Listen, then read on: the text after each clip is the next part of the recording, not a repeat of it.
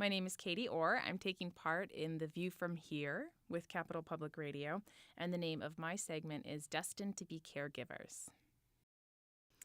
My subjects are James and Judy Lee. They are a married couple, and they have a 16-year-old son named Justin who has cerebral palsy. I really admire their strength and their positive attitude. I followed them for a couple of months. They let me come into their house, watch them in a whole bunch of different situations.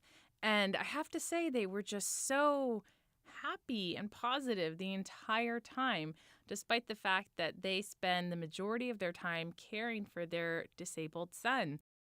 The first time I went to the house, I didn't know how I should act around Justin.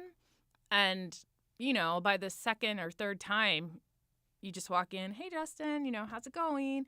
And, and I feel like he sort of responded to me. He seemed to know who I was and would get excited. He certainly knew when we were there with our recording equipment.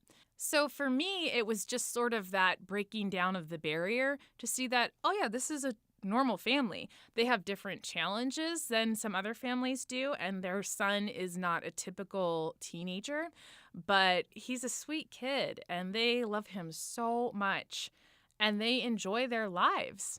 And I think that was one of the most important things that anyone can take away from this, is that Judy and James love their life, and no one out there should feel sorry for them in any way because they have to take care of their son. They love taking care of their son.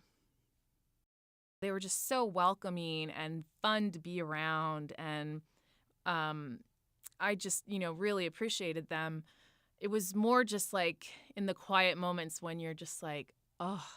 I remember I believe it was the first time I met them, and we went and had the first interview with James and Judy, and I got home and I was just kind of feeling sort of weighed down, and I just had to go for a run just to get it all out of there. So that was sort of what I took away from it, is just, oh yeah, some of this does transfer over to me.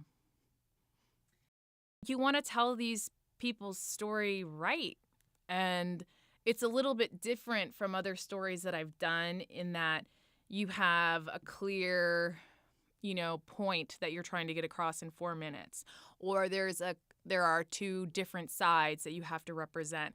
This is really just looking at somebody's life and trying to depict it in a way that will help other people understand it.